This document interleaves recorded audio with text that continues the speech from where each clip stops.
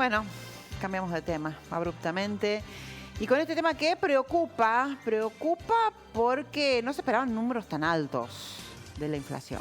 Sí, no se esperaban hasta hace algunos días, pero ya el ministro Guzmán desde Europa fue preparando el terreno y anticipó que marzo iba a ser el mes con la mayor medición de la inflación. Lo cierto es que cuando uno repasa los ciclos históricos hay que remontarse hasta 18 meses atrás para encontrar una medición de la inflación tan alta como la registrada durante el mes de marzo por el Instituto de Estadísticas y Censos. La medición en promedio en general en cada una de las regiones del país dio 4,8%, casi un punto por encima de la medición registrada en febrero, y aquí estamos viendo lo que ha pasado de abril del año pasado a marzo de este año con una inflación que supera claramente los 40 puntos. Esto habla de una situación económica que no encuentra rumbo y una promesa que era la de controlar la inflación que no está llegando. Vamos con más números que hablan del costo de vida y de lo que hoy nos cuesta precisamente poder acceder, entre otras cosas, a la canasta básica alimentaria. Fíjate, cuando desglosamos el número de la inflación,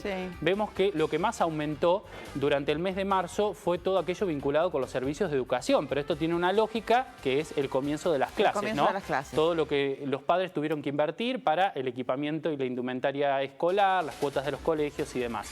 Pero aparecen otros rubros y nos vamos a detener puntualmente en el rubro de los alimentos, ¿no? Donde allí vemos subas de hasta 4,6%. Dentro de los alimentos, algunos que tensionan más, que tienen que ver con frutas y verduras, que son de estación o no estación, que pueden subir más o menos, y además los lácteos y las carnes, con una suba de hasta 9 puntos en el caso de las carnes. Pero vamos a mirarlo también geográficamente. ¿Qué pasa con la inflación en el país?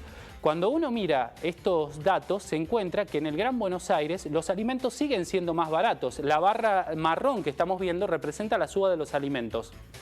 En el Gran Buenos Aires aumentaron los alimentos menos de lo que aumentaron en la región patagónica, en el noroeste, en la región de Cuyo, en la región del noreste. Y vemos que en el resto del país alimentarse sigue siendo más caro, a pesar de que en regiones como la nuestra, la región pampeana, producimos gran parte de esos alimentos que abastecen la canasta de los argentinos. Antes lo decíamos, hay alimentos que tensionan más la suba de la inflación y allí aparece la carne. Hay cortes de carne que, de acuerdo a la medición del INDEC, han tenido en el último tiempo subas de hasta 9% en apenas un mes. Realmente la situación es preocupante en ese sentido, Vanina, porque estamos hablando de cuestiones esenciales en la alimentación de los argentinos, forman parte de una costumbre, y esto lleva a que la gente cambie los hábitos de alimentación. Quienes podían acceder a la carne y ya no pueden, buscan otro tipo de carnes, o en otros casos cambian rotundamente su dieta. Hoy estuvimos recorriendo carnicerías y estuvimos hablando también con los clientes. Para la mayoría, el asado ya es una cosa del pasado.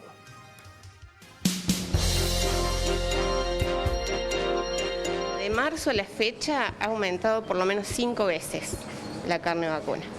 El porcentaje no lo recuerdo bien, pero siempre hubo aumentos que, no sé, van desde 15, 20 pesos por corte, va aumentando, o sea, en cada suba. ¿Y el último de los aumentos, qué porcentaje tenía? Y más o menos igual también, sí, más o menos igual. Y cada vez que se produce un incremento, ¿esto alcanza a todos los cortes por igual o algunos de ellos suben más que otros? No, alcanza a todos por igual porque la suba es en general en la carne vacuna, o sea, más allá de que la carne vacuna aumenta, o sea, todos los cortes, o sea, las carnes siguen aumentando. Creo que tiene que ver con el aumento de combustible y, bueno, y todo lo que se está viviendo. Los cortes de carne vacuna figuran entre uno de los alimentos que más han aumentado en los últimos días. El incremento ronda el 8 al 9% y esto se percibe en las góndolas. ¿Por qué? Porque en muchos casos la gente consume menos y en otros termina optando por el consumo de carne de pollo o de cerdo. Claro está que las ventas, como también la cantidad o los cortes que a veces pueden consumir los clientes, está directamente ligado al lugar donde estos locales comerciales se encuentran enclavados. No obstante, En muchos casos, y especialmente en algunos barrios, se percibe una fuerte caída en las ventas. Y algo tan tradicional como lo es el asado del fin de semana, ya para muchos es simplemente un recuerdo. Hace tiempo que ya han aumentado y parece que no va a bajar, no sé. Pero el tema es que sale muy caro comprar carne hoy y menos comer un asado. ¿Sí? Sí, está muy bravo, difícil está. Y bueno, esperemos que haya cambio, pero en realidad no hay mucha posibilidad, me parece a mí. Es decir, el asadito tan tradicional de los fines de semana, ¿a veces hay que dejarlo de lado? Sí, por ahora sí. Si hablamos de un asado para una familia tipo, 2 kilos de carne, por ejemplo, ¿de cuánto tenemos que hablar? Y en 2 kilos de carne tenés que hablar de 1.500 pesos, ¿sí? Mínimo, ¿sí? Nosotros trabajamos todo lo que es carne especial de terneras, eso también debo remarcarlo. Si hablamos de carne de vaca, y si hablamos, por ejemplo, de cerdo. Y si hablamos de cerdo, podés estar alrededor de los 1.200 pesos, tampoco hay tanta diferencia. No, de cerdo, porque la carne de vaca está imposible de comprar. Como yo no como carne, entonces yo como pollo, cerdo nomás, nada más. Es decir, ¿ha relegado el consumo de carne de vaca? Sí, no, yo no como carne de vaca. Yo ahora tengo que venir a comprar carne y los veo bastante elevados. Así que voy a ver qué tal ahora. Y al momento de tener que elegir, ¿se opta tal vez por los cortes más económicos? ¿Se compra menos cantidad? ¿Se deja de lado la carne vacuna para consumir más pollo o cerdo tal vez? Sí, yo ahora tengo que comprar y voy a ver porque tengo que comprar menos. Hoy en día está carísima la carne y voy comprando menos cantidad que antes. Antes compraba más y ahora compro menos, nada que ver lo que compraba antes. Antes se podía llenar la heladera, diría, hoy no lo puedo llenar. Hoy queda vacía la heladera. No comemos más casi carne, comemos pollo casi. Pollo va subiendo y bajando a medida de las semanas. Esta semana y la semana pasada aumentó un poco las ventas, pero igual la gente ha tenido miedo para estar saliendo a la calle y todo eso por el tema del coronavirus. Por ahí cuando la carne de vaca aumenta, por ahí se consume un poco más de pollo. Y siempre oferta y demanda, lo que es el pollo.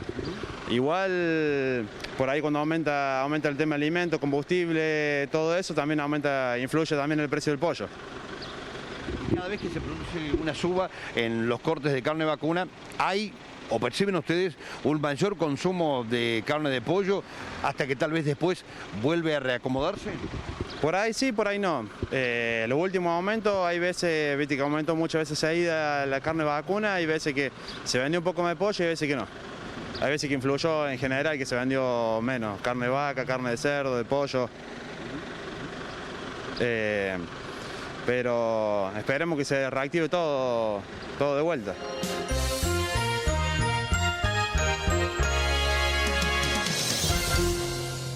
Viste lo que decía la señora, tengo que comprar menos que antes. Y uno al momento de ir a hacer las compras observás eso, ¿sí? Que la gente es un poquito de esto, un poquitito y va preguntando los precios y cuenta la plata a ver si le alcanza y si no, algunas cosas dicen sáquenmelas. Sí, claramente hay un cambio de hábito. El Gobierno Nacional está atento a esta situación. En los últimos días han implementado una serie de medidas que buscan aumentar los controles de precios. Por eso van a sacar incluso a los inspectores de la AFIP a controlar los cumplimientos de los programas de precios en los supermercados en todo el país. Pero ayer además se anunció otra batería de medidas que apuntan directamente al control del precio de la carne. Medidas que ya podemos decir han sido probadas. La última vez que se probaron estas medidas fue en el año 2006. Medidas que apuntan, por ejemplo, a mayor control en la exportación de la carne y que generaron un mayor inconveniente a futuro. Nos quedamos sin stock ganadero, el precio de la carne a la venta no bajó y hubo una serie de problemas que no se pudieron resolver en el corto plazo, ¿no? Claro, recetas viejas que ya está probado, como decías vos, Martín, que no dan resultado. Sí, además parece que hay un desconocimiento de lo que es el sector ganadero y lo que representa. De acuerdo a los números que, por ejemplo, realiza